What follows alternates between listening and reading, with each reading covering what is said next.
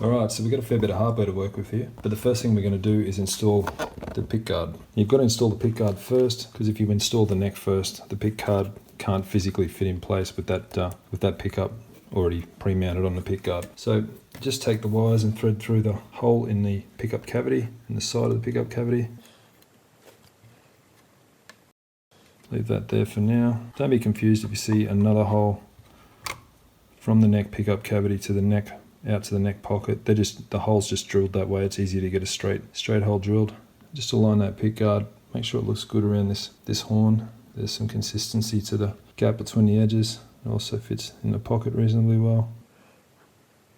And next I'd also just take the controls and just make sure they fit as well.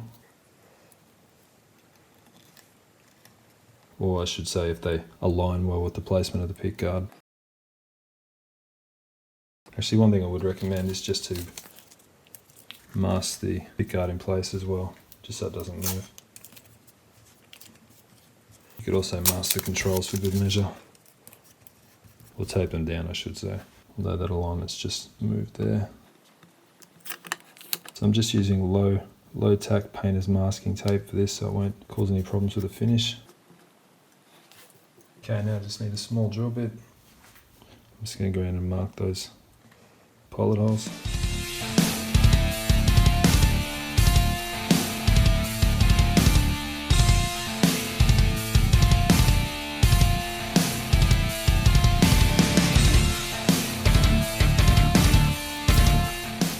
And lastly, I'm just going to check bridge pickup location.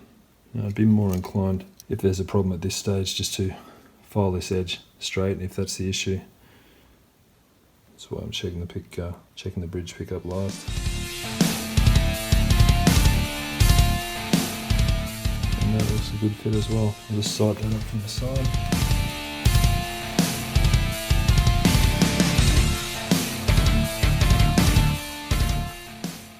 Okay, so next we're going to drill our pilot holes. So I've got a drill bit in place.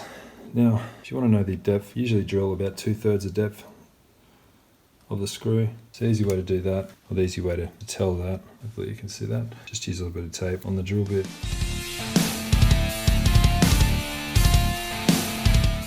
At the depth that you want to drill to.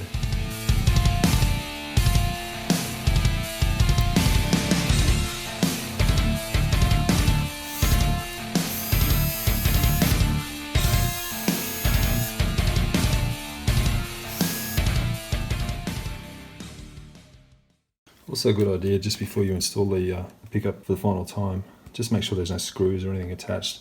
The base of the pickup's a magnet after all, so sometimes you find, especially if your packaging's loose, you might find a screw or two attached to the pickup.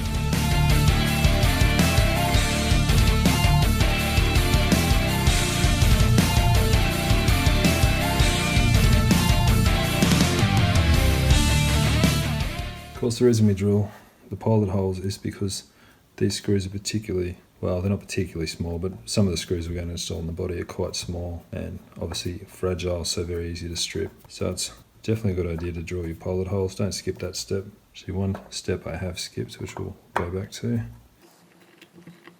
Another thing I should recommend that we should have done before placing the pickguard is just to chamfer the edges of these holes. And that way, especially because we've got a solid colour finish, quite a few coats of clear. Don't want to cause any chipping with the screws, so it'd be a good idea just to give the edges of the hole a light chamfer, all of the holes for that matter on the body that we're going to drill. And when we insert the neck, just make sure you put the heel in first and then bring the neck in and down like so, and then push into place. Do that because the edges of the neck pocket are now, well, they were always quite fragile, but now we've got finish on, the paint can chip as well, so just need to be a little careful with that.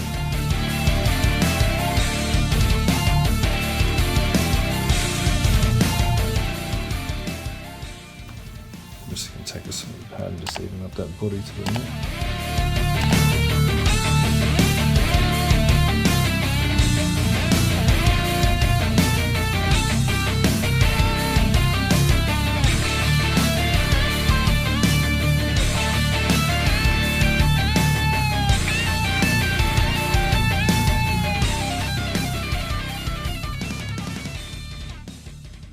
So next we'll look at our tuners. So these are inline tuners. The screw for securing the tuners in place faces back toward the body. And if you're going to align these to the headstock itself, you do one at a time, and taking a set square, you'd align these to the headstock. Or another way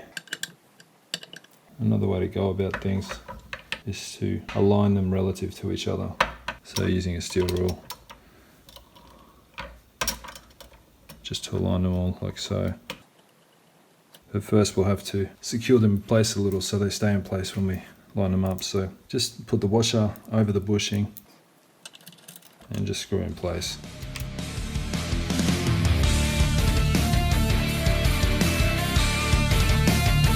Your steel rule, just line up on the base.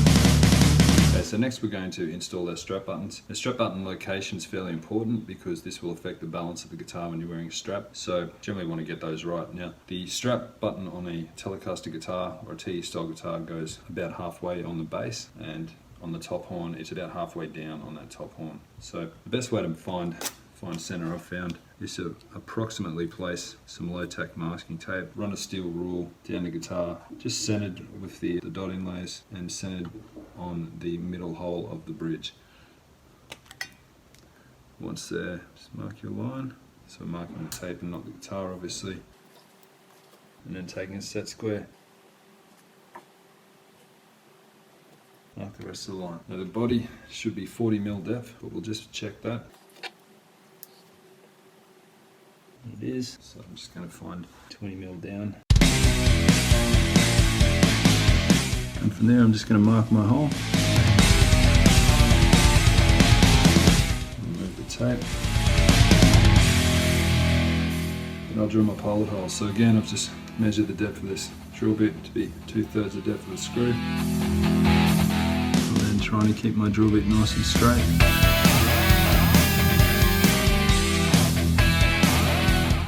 And again, just because it's a painted guitar, I'm just going to chamfer the edge of that hole a little. From there we can install that strap button.